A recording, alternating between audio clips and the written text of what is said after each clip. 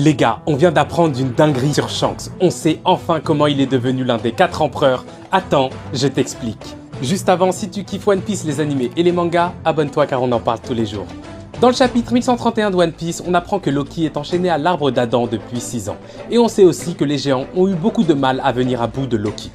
De plus, on apprend que Loki déteste Shanks et qu'il a déjà eu affaire à lui dans le passé. Mais est-ce que vous savez ce qui s'est passé il y a 6 ans, exactement au même moment?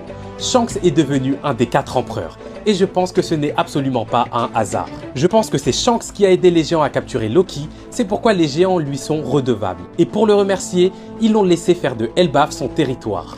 En faisant cela, Shanks est devenu une menace certaine pour le monde entier car maintenant, il était allié à la race de guerriers la plus puissante du monde de One Piece les gars. Et c'est grâce à ça que sa renommée a explosé et qu'il s'est hissé au sommet de la piraterie.